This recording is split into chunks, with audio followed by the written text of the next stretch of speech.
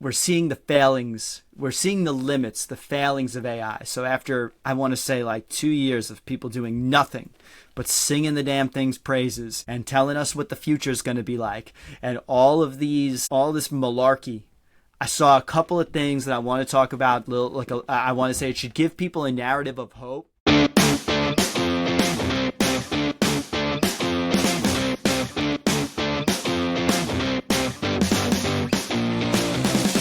What's up, dude? How you doing, man? What's up, man? I brought the real Doing Claude good. with me today. The real Claude. Claude Monet, Not that nice, fake nice. Claude, you know what I'm saying? Yeah. Dude, Good I'm stuff. shaking my damn head constantly these days. Just like social media delivers, my man. The internet has never been defeated. Just like Yeah, unbelievable. yeah. I think the show today is on some of this. I want to say it's really on. We're seeing the failings. We're seeing the limits, the failings of AI. So after, I want to say, like 2 years of people doing nothing but singing the damn thing's praises and telling us what the future is going to be like, and all this malarkey, I saw a couple of things that I want to talk about. I want to say it should give people a narrative of hope. Firstly, if you're an engineer, that your skill is still super valuable, because we are seeing this in real time happen for people.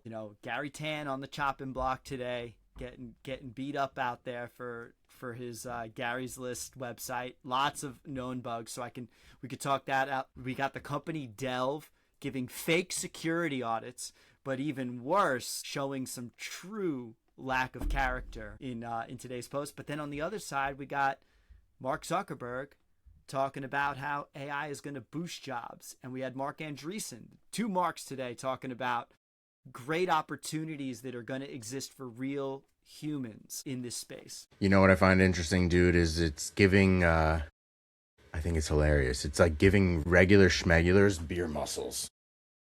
You know what I'm saying? I think it's almost like fake capability.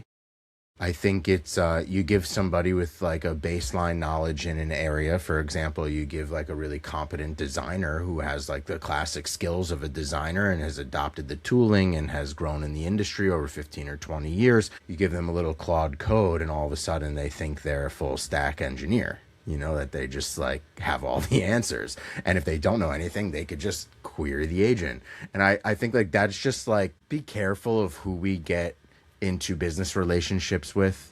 Be careful about how those people's egos get in the way of natural conversations. Be careful of your reputation. You know, this is all wisdom that we got very early on.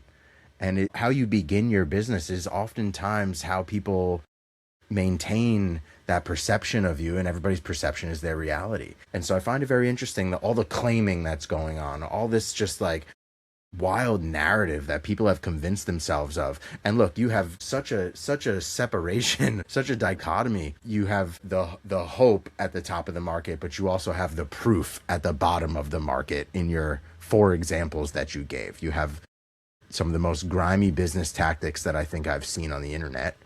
But then you also have folks that are not 100% pure. You know, Mark and Mark, not 100% pure. They've been accused of all sorts of wild stuff in the past. And like, well, who knows who to believe. So this really comes down to you as a practitioner, and what are your ethics, and what is your code of conduct, and how do you operate? And so some wild shit happened to us literally yesterday. We don't have to really talk about it specifically, but it's a demonstration of character. And I think this is the amplification of character is, to me, what AI is, because people are using that as gospel and throwing that out with their name on it. And it's, well, you know, this I is mean, a amplification of your character. Like, just be careful. I will put it out there, right? Like we've seen this. A person says, "Where do you see?" People had asked us, "Where do you see your business going now that you're not needed anymore?" That was that basically anybody could do this. So I bring people's attention to a few things. One, it is very different to ship lots of features to an app that nobody is using.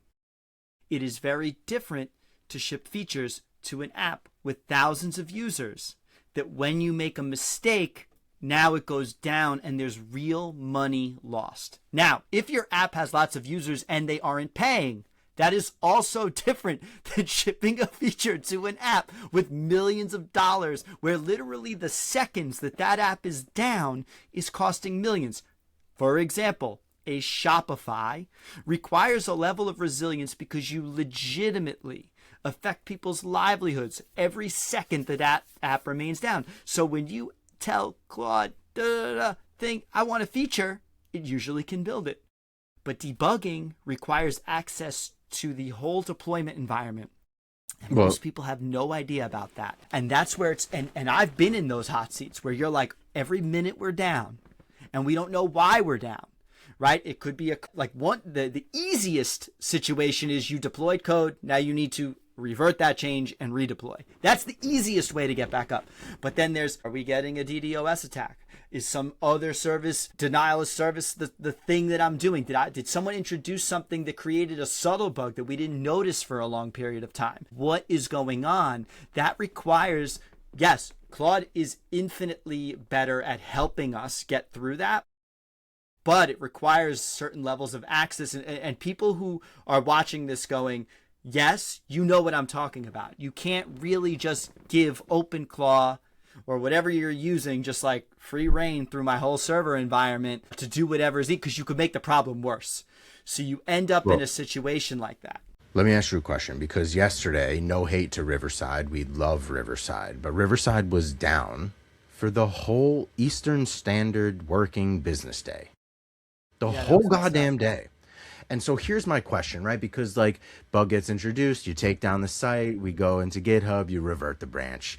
Like you're out for 30 seconds. If from the time that it is reported to the time that it is reverted and you're back in operational, we're talking minutes, not hours. And so is this really about like pipeline orchestration? Like if you have 50 engineers that are all working on a branch, that are all just committing, like what do you revert? Is it a revert problem? Is it that somebody committed a bug and then we just continued to deploy over that? Like why is a business like Riverside down for 8 hours plus? That just, and maybe I'm exaggerating a little bit. Maybe it was 4 hours, but whatever. Think about how much it was the time we needed it, right? It was the time that we needed it. It was all fucking day. It was down. So I just like don't understand like how could that have happened? And maybe like in our business, it's typically 1-to-1, one full stack to one project. This is maybe 50 full stacks to one project or whatever their breakdown is. How are you out this long? And it's not like a upstream outage. It wasn't like AWS took down half the internet. We've seen that before. What the heck could have happened? Well, you don't know if it was something upstream. Like it could have been some other services. So we actually have I have no insight into what happened. No way of knowing. But what I could tell you is this. When I was an engineer pre-AI, people release code, it would get to reviewers, and then it would deploy. We did have CI/CD at the better shops that I worked at, and so things would auto deploy. And then if something broke, you usually knew about it pretty quickly because you'd get reports, there'd be monitoring, and you could look at the deploys and you'd be like, it was like these 3 things. And you could say, okay, the first thing we're going to do is roll back the last deploy and see or we're going to check the artifact. Like sometimes you had like a previous deploy still live. You could check if the bug still exists. Roll it back now. Where's the test suite? Of AI. Well, the test suite, here, a funny joke, right? What's one thing that's true of all bugs? They all pass the test. Listen, test suites don't mean there's no more bugs, right? It happens. It happens for sure. But what's happened, like I don't want to, it definitely got through the test. There are things about like the type of bug, like Riverside, I'll give it to them too. And you'll know this if you've built these types of applications. Unit testing is one thing. This type of application is really hard to get like 100% like end-to-end test coverage in, like to have like a playwright, spin up a browser, load up a session, put 50 people in a podcast, start recording, make sure that your test suite would take hours to run in that environment, AI or not, the compute required to do that. So So what we do is we typically try to architect the code in a unit testable way such that we can keep those tests fast and deploy at a reasonable cadence. So I can actually completely understand that like there's certain front end features of Riverside can't be tested perfectly in every browser, every environment. So like there's ways that these bugs can sometimes slip through. You hope that you're architecting the code in such a way that you minimize that surface area. Now, if you're deploying with lots of AI, you may not do that as much because the prevailing wisdom right now is none of that shit matters anymore. And so and I'm here to tell you it definitely does. And I, again, don't know the exact reason for the outage, but let's just assume that it was in an AI driven world where that's the world, you're going to run into stuff like this, because not only now are you not architecting in a way that makes your test suite kind of doable in this type of application, there's another thing that happens, which is I had 50 things all deployed to production at once. Do I revert all 50 now? Do I revert them in order, going backwards? Some of those may, like, now we have this issue of if I revert, which ones were dependent on one another. So you have a like, I can't even imagine when you're moving that fast with that much volume. It's really hard to simply say, let's just revert the last thing and buy ourselves time, because that's your first line of defense, right? If you're on a DevOps team, something goes wrong, the first thing I do is, let's revert the last thing that merged. And usually if that brings it up, now we can debug in peace. Okay, we'll deploy now we know the bug was there. Now, what if you revert that? Maybe you revert another and it's like, wait, it didn't fix it. That could point to a downstream issue. That could point to something else. It does take a bit of intuition and knowledge of the system as a whole, because it may not be code related. It could be hardware related. It could be service related. And you need to begin debugging. Now, I think we're going to see sort of agents deployed within these environments that are very good at helping us debug these things quickly, because for humans, this is one thing we're not going to be very good at. It's painstakingly long to like grab the logs everywhere and read them and figure out what the hell's going on. I love that use case for AI. That doesn't eliminate somebody's job, though. That just makes it so that they can get back up faster. Right, when they find it, you still need the person there to be like, this is the thing. Oh, bingo, AI help me like analyze, grab these two. I love that use case, man. Like, grab these logs from here, grab these logs from here, compare them side by side, run an analysis. Like, I ran into that yesterday where like a bunch of environment variables, I was like, pull all the environment variables here, pull all the environment variables here, tell me which ones are different. You know, like, that use case is incredible, because for me as a human, I got to go one by one. I got to compare it. As a human, you're the one that raises the hand to say like, hey, this is down. Riverside yesterday was a great example. Riverside, by all metrics, was operational. By all metrics, what wasn't working? The studio. Like, getting into the studio, that one little button to give us access to this thing we're using right now wasn't working. So the real question is it a self-healing agent? How would it know that if it passed all the tests, how would it know that a small piece of this is not actually working? It would need to be constantly like bombarding the various things on the platform to see, is everything working? Is everything resolving? I think humans are the ones that raise the flag, and then humans are ultimately the ones that say, oh, let's implement the fix. Right. At least that's how it looks like right now. Well, typically too, the thing that you want to do when you discover what went wrong is you write a test to replicate the thing that went wrong, fail it, then pass it. And then you now have made your test suite more robust so that doesn't happen again. So knowing this happened again, you think about, how could I architect this better? And again, another use case that I would use AI for, I'd say, hey, how can I this would be one of my prompts, is how can I architect this better? This is what happened. How can I architect this better to ensure that this doesn't happen again? Or if humans reported it and it wasn't a code level change, the thing I would look at is, what kind of monitoring could I have implemented that would have alerted me either in CI/CD or before a human had even been able to report it, that this was going on? And maybe it's sort of like, what we used to use at Bluecore, which was a pretty cool tool. We would measure like the number of, so in Riverside, I would say there's probably a number of studio connections that happen. And there's probably like a mean. And if that suddenly drops to like 0, you're like, something's wrong, right? Raise the alarm, something happened. Then you would know, like, at the moment of deploy. So if we're going down this AI-driven path and we're going to be deploying thousands and thousands of lines of code, you need really good metrics like that, because the sooner you know, the sooner you're like, wait, stop all deploys. We have a bug. So it kind of changes the way I would run CI/CD. I would say like, hey, huge bugs happening. All deploys are going to get halted. Stop here. Now bring the humans in to kind of figure out what's going on. This is happening all the time for your favorite software everywhere. And totally. it's super critical. So when people feel that beer muscles that you were talking about, that superpower of being able to ship features is not the same as being able to keep things alive. And it's very much like Apple Care or your roadside assistance, or all the things that or your health insurance, where, or your life insurance even, where you don't really know what you're paying for until you know what you're paying for. Mm-hmm. And it's anybody's guess. You have to decide what's that worth to you. If your users are all free users, you're right. Don't hire any engineers. Those people aren't paying anything. You're right. And you should be wary of every free product you use. Anything you're not paying for that's running in an unsustainable way, you should be wary of it, because you should know that there's got to be a corner cut somewhere, because all it is bleed. The whole business is just bleed. There's no money being made there. I hate to keep beating that drum, because I feel like every week we talk about the idea that businesses need to make money and businesses need to make money. I don't feel like I should need to say that. There is a purpose to having a free aspect to your product. Like there is a purpose of that. That's a classic conversion tactic. That's a classic beta tester's tactic. Like, there are very valuable reasons for having a free anything. But by God, free is not a business. If you don't have a path to converting those customers into a paid product, and then if that paid product is just a vibe coded, riddled crow's nest, it's a liability.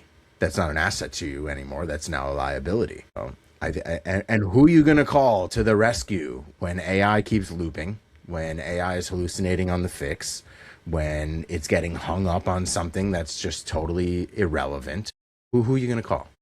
Well, you know what? This may be a business of the future, right? So, like, there's all these vibe coded apps. You might need, like, the equivalent of the first responder, the EMT. Like when my freaking sewer backed up and I called those guys to go freaking clear the line. Like, dude, they do like emergence. It's expensive as hell, and the Roto-Rooter does this, dude. That might be like, so when people this is such a good dovetail into the ways AI is going to create new businesses. It's like, hey, I'm happy to be Roto-Rooter. Like, call me up, wake me up. You're right. I'm going to make the business that you can call in 3 a.m, get real engineers on your problem. But it's probably going to cost you everything you were saving over the last 6 months. Well, do you remember the domain that we bought some time ago? Got back end. Oh, well, yeah, we have got front. Got back end, got front end. Yeah. No, we bought Super Website Bros. Super Website, dude. I always wanted to build the Firestone. I always felt like that's actually a thing. Like, your car breaks down, you need the tow truck. Again, you're paying for all these things at the moment, and so there's the idea of, hey, I'm going to have an insurance plan. And for developers, you may find yourself like selling a little insurance plan of your time to a few businesses as opposed to working at one place.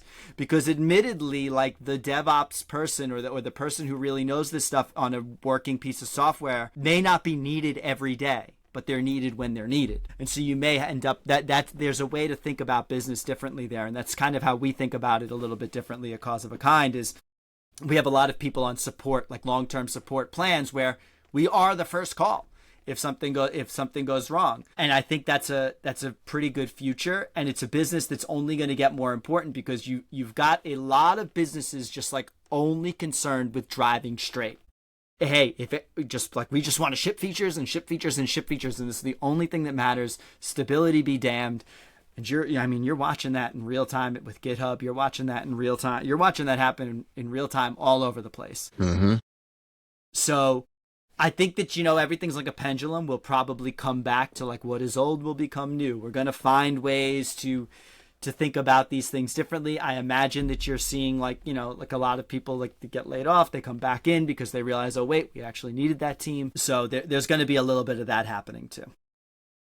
Well, I find it interesting. I think all of this kind of comes down to reputation. I think outages have a really nice way, or bugs or whatever. They all have a way of tarnishing reputation. They all have a way of introducing competition or customer doubt or whatever. And I think it's right kind of in line with your foundational ethics as a business, as an operator, as an entrepreneur.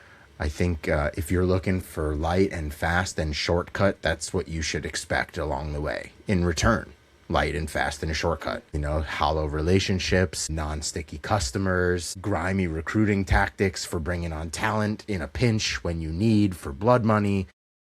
all sorts of just things that you'll be comfortable with that don't lead to a long-standing business, that don't lead to a generational opportunity, and lead to some smudge on your reputation. I just Delve. Can we talk about Delve? Sure. Man, dude, that's like, because I think you bring up an Didn't do it right, amazing man. point, and I think that There's so many legitimate recent ways post, to be dude, valuable. apparently, so the post here is that the story goes that apparently Delve we knew they were charging companies for audits, for SOC compliant audits that were supposedly AI driven, that were fake, but apparently that's the first thing. We know that they did this to a fellow YC company, and then they also ripped off their IP and sold it to other customers for money. So whacked. Dude, I mean, that's just criminal. AI, no AI, that's just pure criminal. Yeah. I mean, I don't know how else to put that. It's like, you know, the story keeps getting worse and worse for them. I think that this, you know, this reminds me of the Web3 so much, where you just saw a lot of these rug pulls and basically criminals. And I think that when we were at NFT NYC, if you remember correctly, there were definitely some criminals. Yeah, dude, people just like openly admitting the value of the Ponzi scheme.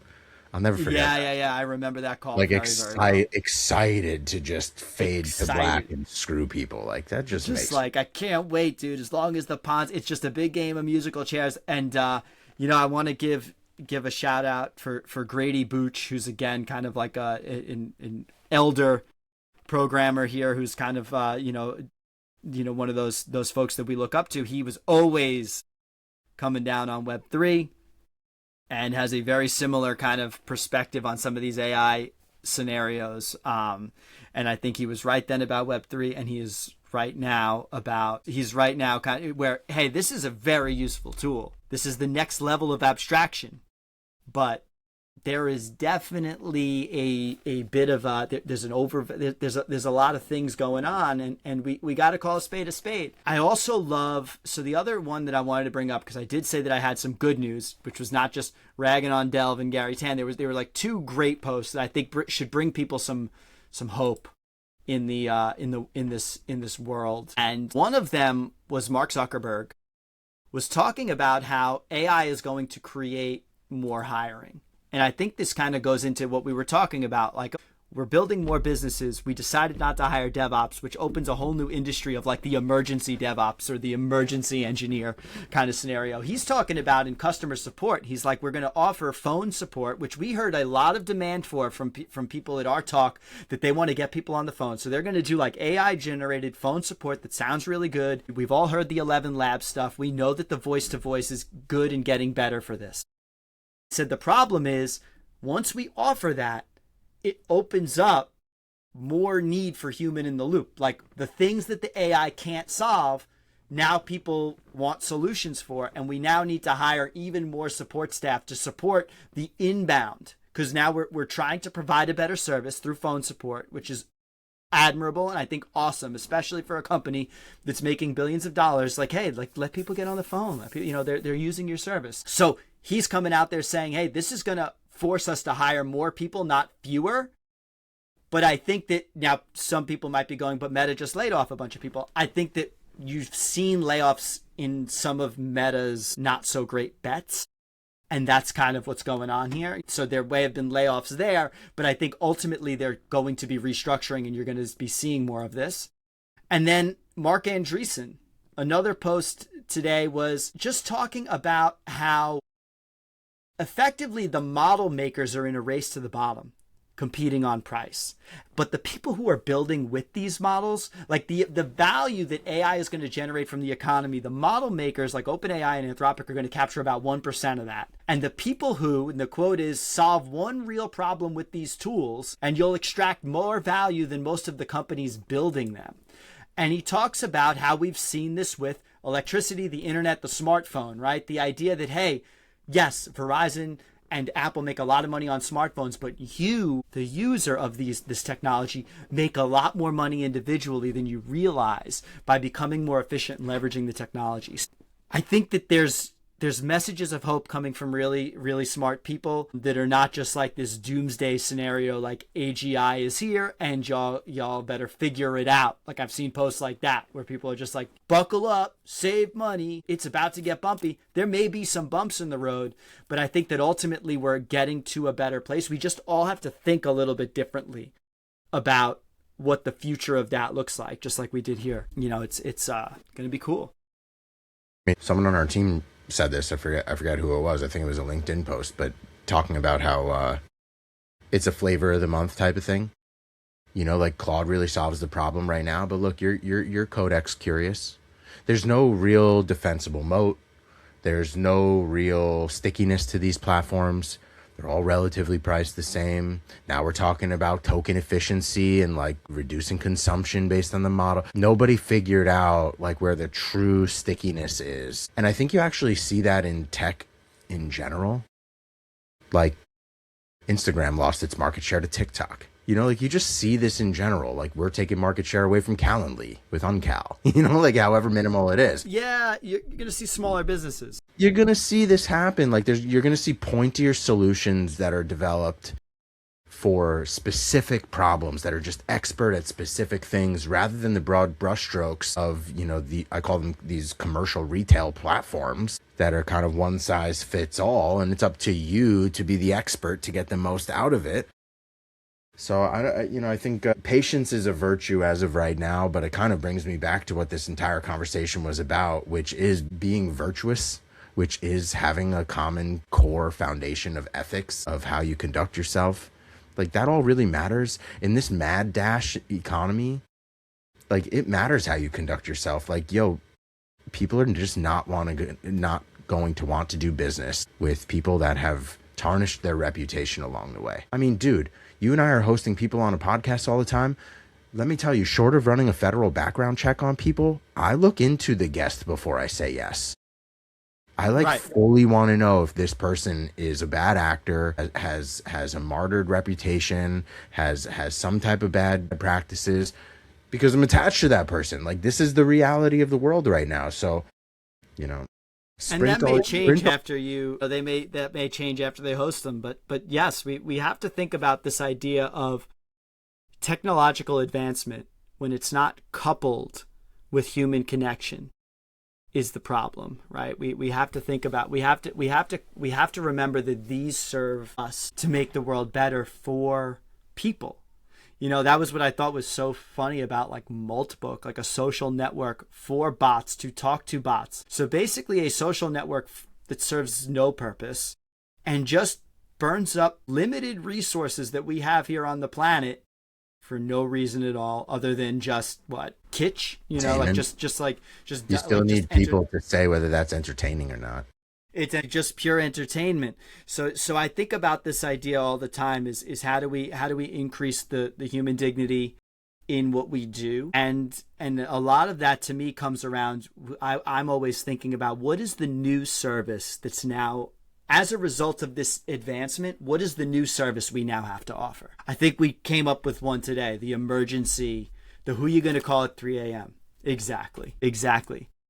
And instead of just making a salary, so like, let's look at the plus side of that. Because before I used to be on call for a company and didn't get paid any overtime or any extra for that. Now I could charge overtime. Now I could charge a premium to end that bleeding. And so this is kind of I think this is going to be a really good industry. It could end up a lot better for developers long term, where it's like, hey, you hold the keys to the castle. I think Shopify too, that again, another post yesterday talking about using Quen Coder. Because the reality is using Claude on the scale of Shopify is very expensive. But let's just imagine for a minute you used a less smart model, but you leverage more of your engineering. So you're doing a little bit more of like, you have to be a little bit clearer in what you type. And maybe you even have to say, this is the code I want to see. So we have to be a bit clearer in what we want. Our specs have to be more defined, but we use a lower powered model to achieve the same effect. And it takes a little more effort from us, a little bit less cost on the model side, and also potentially maybe it's a little slower than using some of these premier models. But what about fast enough? We don't talk enough about that. We just assume like you just have to go fast and faster and faster. But maybe it's like, hey, this is too fast. Maybe this is fast enough. Maybe this is as much speed up as the organization can handle. This is kind of like, this is the speed that we can go out where our best ideas filter up to the top.